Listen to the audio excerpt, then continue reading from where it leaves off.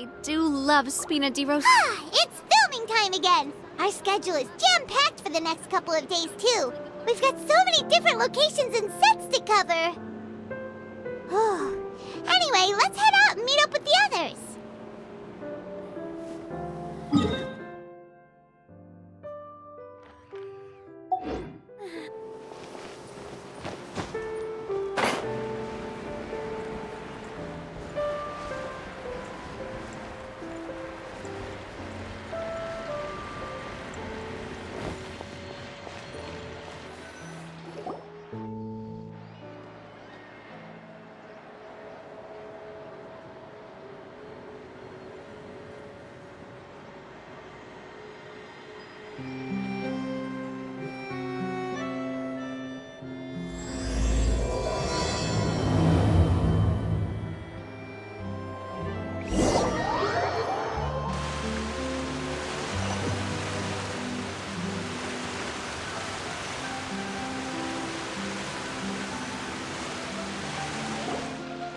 Good work, everyone!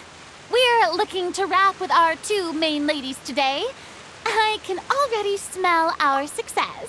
What do you mean, looking to wrap? Oh, aren't you the expert now?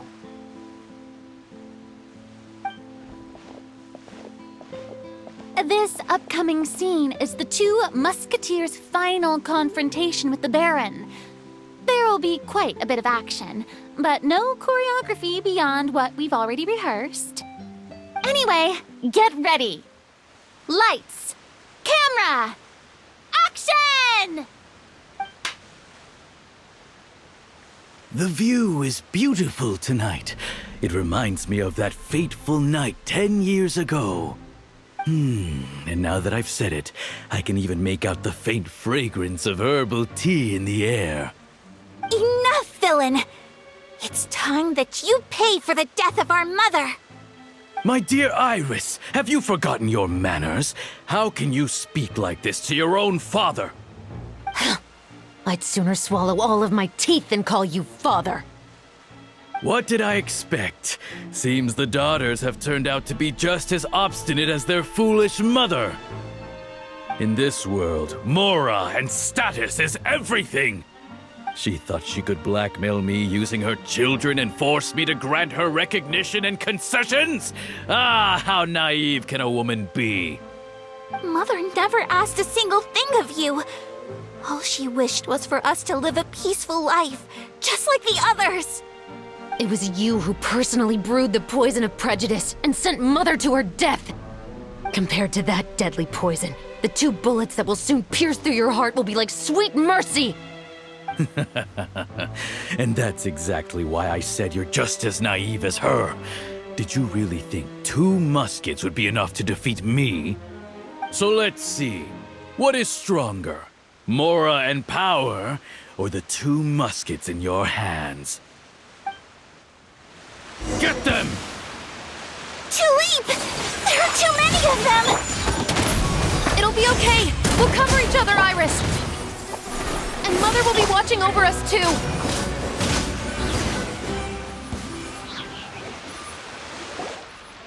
You've lost. To think I'd lose to my own 2 kids. We are no children of yours, and we'll never call that place our home. Then tell me, what did you do all this for? You lost your mother, and will soon kill your father as well. What will you gain in the end, other than sentences for your crimes?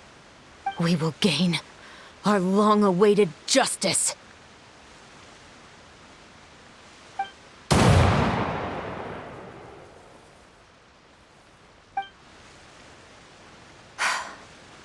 It's over. Finally, it's over.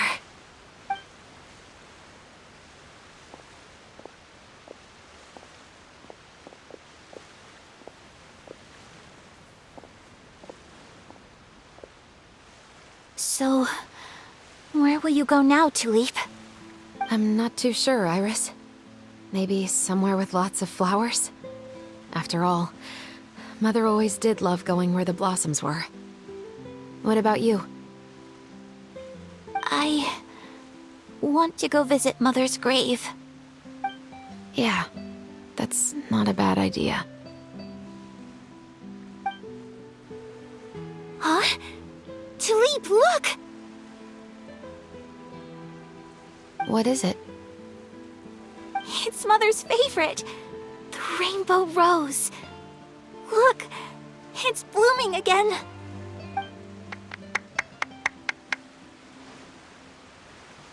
Excellent! That was beyond mesmerizing. Even I didn't expect this scene to go so well.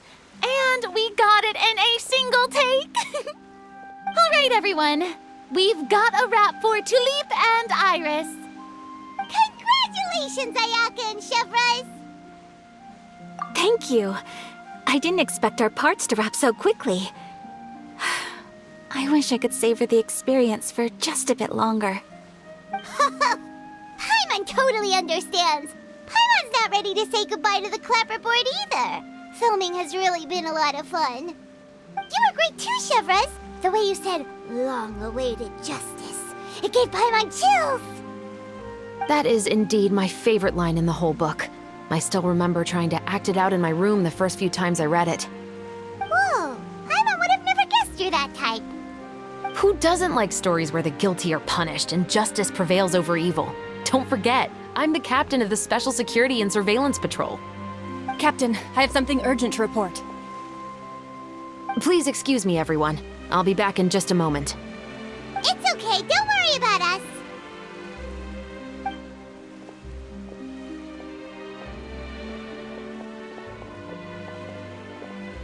Oh? Was she whisked away by work already? I was just about to tell her how great she did. It seemed like some urgent official business. Then perhaps we should thank the stars that we were able to wrap both of your parts so quickly today. Switching around the filming schedule would have been a real pain. Anyway, I actually came over to let everyone know that we're all done for today. You can go home and get some rest. And one last thing, Miss Ayaka. Your acting skills today were immaculate as always. Are you sure you won't consider taking up full-time acting? See, I just happen to know this great troupe that's still looking for a lead actress. Thank you for your kind words, Director Farina. Unfortunately, there are still many matters that I have to take care of back home at the Yashiro Commission. I cannot remain in Fontaine to pursue an acting career. Nevertheless, I will make sure to treasure this incredible opportunity in my heart. Oh, that's a shame, but I understand. Just let me know if you ever change your mind. I believe it's also about time for me to take my leave. But hopefully I'll see you on set over the next few days. Even though my part's wrapped, I'd still like to swing by and help out the crew. See you tomorrow, Traveler and Paimon. Yep, see you tomorrow. Well, what should we do next? Maybe we'll go investigate the case some more with Chevres today. Traveler, Paimon, please come with me. Huh? Where are we going? You could say that our ship has finally chanced upon one of those small, remote islands of intel.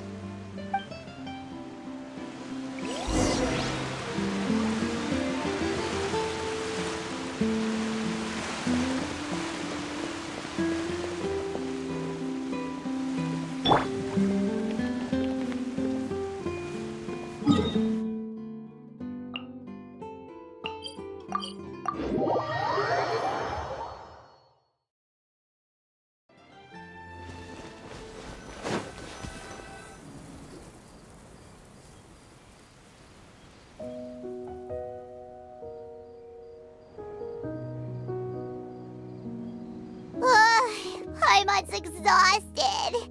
Paimon definitely didn't expect having to float this far after a full day of filming. So, Chevres, why did you take us here? Affirmative.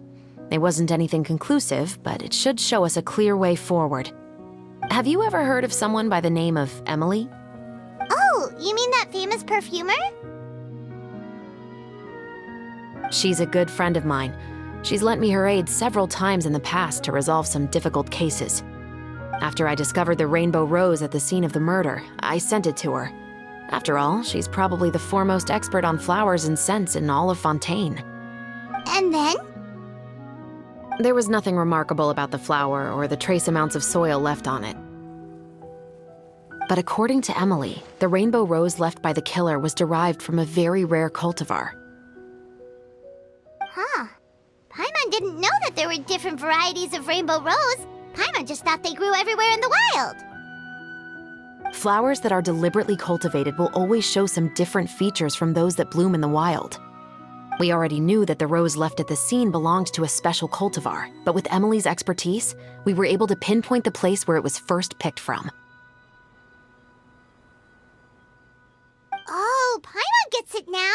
So whoever first planted that rainbow rose was probably the killer. Precisely. And after we checked what we learned against some sales records from the past, we discovered that there's only one person in all of Fontaine who could grow and sell this specific cultivar. Really? And who is it? It's the novelist. But didn't you say he had an alibi? To be clear, I haven't changed my mind about him. I still don't think he was the one who pulled the trigger. However, that doesn't mean the true culprit never visited him at his home or never purchased a rainbow rose from his garden. Whatever the case, we will have to confirm a number of things with him. So you mean the next place we need to go is... Yes, we're going to pay him a visit at his home.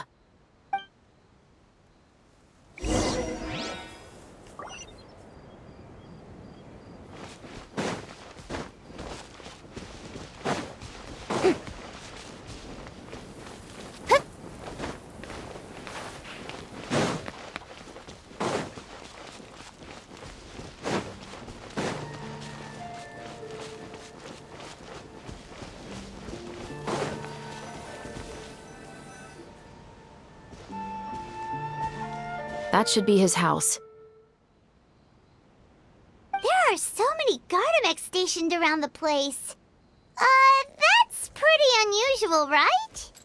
According to what he told me last time we spoke, he hired them so he won't be harassed or disturbed. Huh. So there are a lot of flowers in his garden, but Paimon doesn't think we'll be able to pick one without alerting the Gardamex. Right, which is exactly why I think there has to be a special connection between him and the killer. So, should we knock? Just wait here for now. I'd like to take care of a number of those Gardamex first. But they're so far away. How are you planning to do that? Don't forget, Paimon, I'm actually the real-life captain of the Musketeers.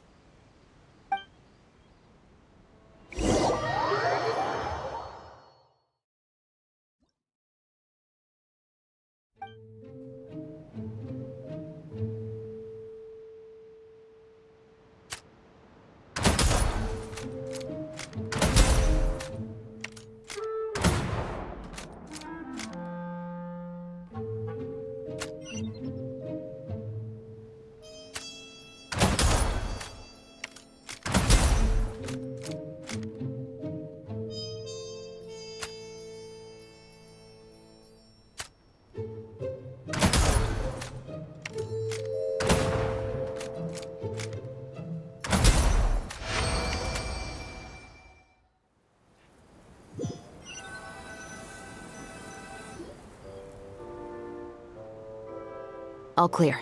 Let's go. Wait! Paimon's a little nervous now that we know he could be the killer. Can we go over our plan of action again? I'll go knock on the door and make sure it's safe inside.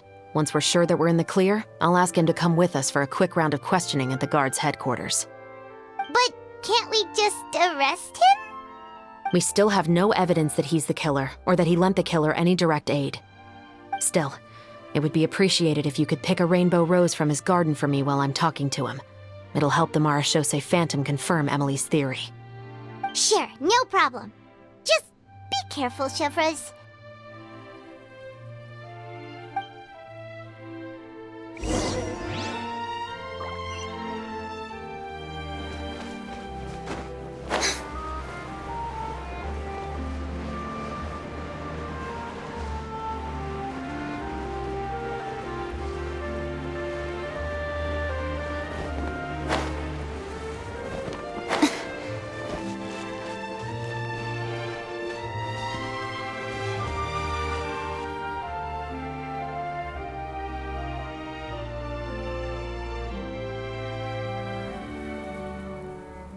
Excuse me, Mr. Baptiste, are you home? Who could it be at this hour? Oh, it's you, Officer Chevras. Would you mind accompanying me to the guard's headquarters, Mr. Baptiste? We would like to ask you some questions about a case. Oh, is it still regarding the murder case from before? I cannot confirm or deny that at this time. So it is then. Listen, I need you to come with me, Mr. Baptiste. Miss Chevras, I'll save you the trouble. Oh, and you two over there? There's no need for you to pick my flowers either. It's not time for them to bloom yet. Oh! Okay.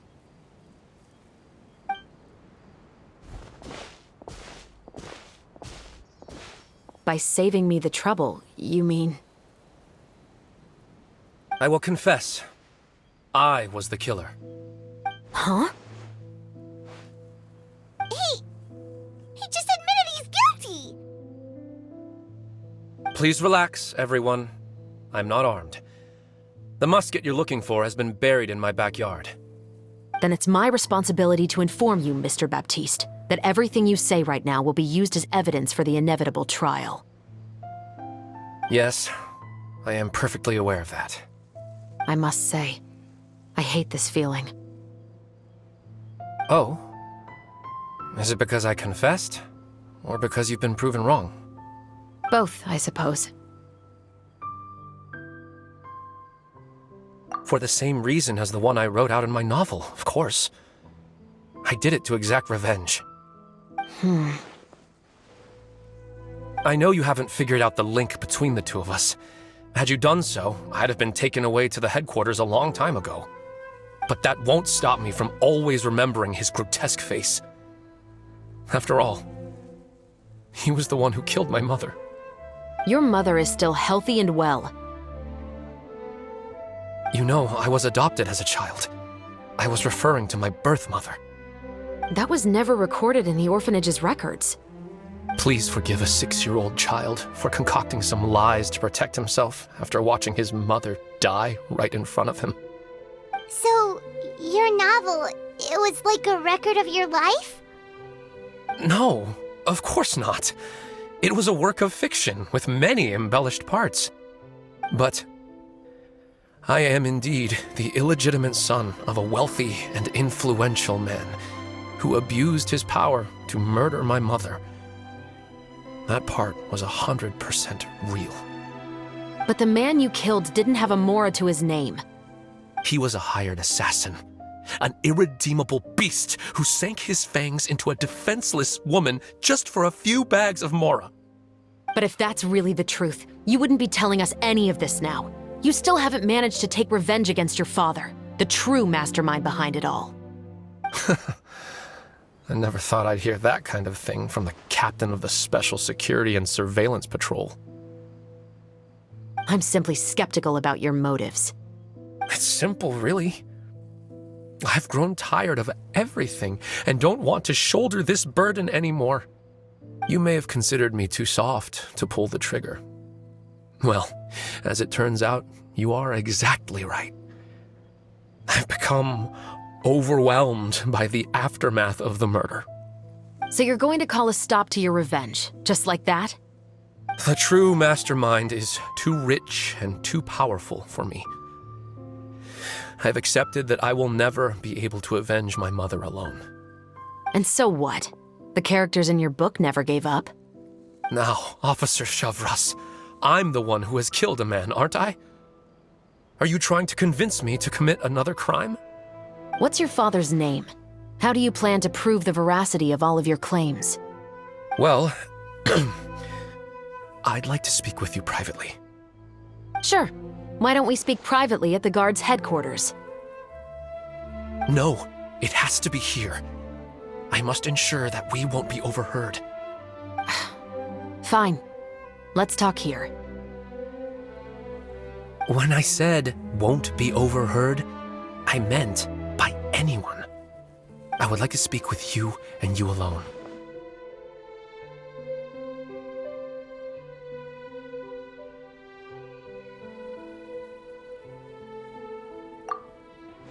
Thanks. I appreciate it. Please stay safe, Chevres.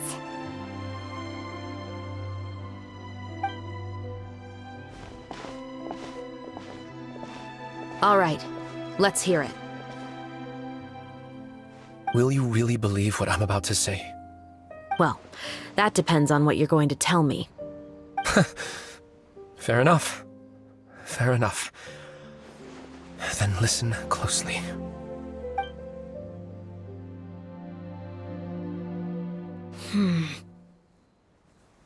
So that's how it's all connected.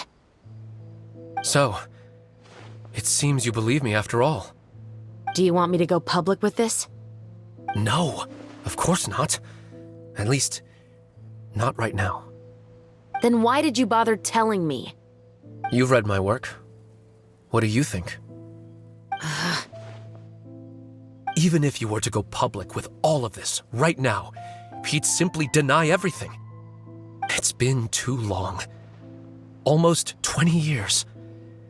Anything that could be used as evidence has long faded away. Even if there might have been a solitary island of truth once upon a time, it has long sunk beneath the waves by now. Justice will never find him. Not if you don't try. I know that as the captain of the Special Security and Surveillance Patrol, you will always stand on the side of justice. But do you really think a cushy life in prison really constitutes justice for him? I bet he could lead an extremely comfortable life in the fortress of Meripede. What are you trying to say? I've been observing you from a distance. Your portrayal of the musketeer was exquisite. Pull the trigger of justice against him. Let the villain get what he deserves.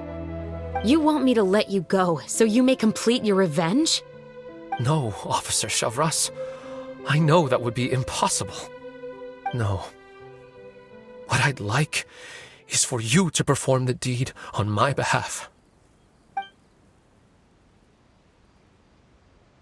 Oh, Chevres sure is taking her time. What could they be talking about anyway? Oh, Paimon's worried. What if he decided to attack her?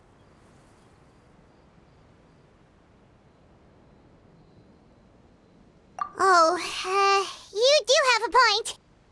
Still, do you have any idea who the rich person might be? And why the novelist doesn't want us to hear what he's saying to Chevres?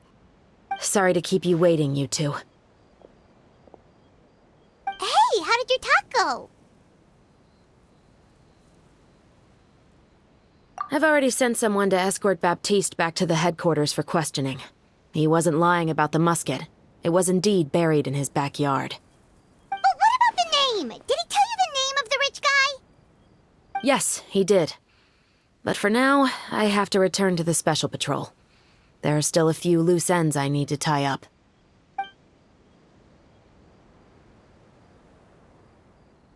I'll probably be quite busy over the next few days, so apologies if you don't see me on set. All right, Paimon understands if you can't tell us everything you know. We'll just keep an eye on the Steambird then. Actually, there's still something else I need your help with.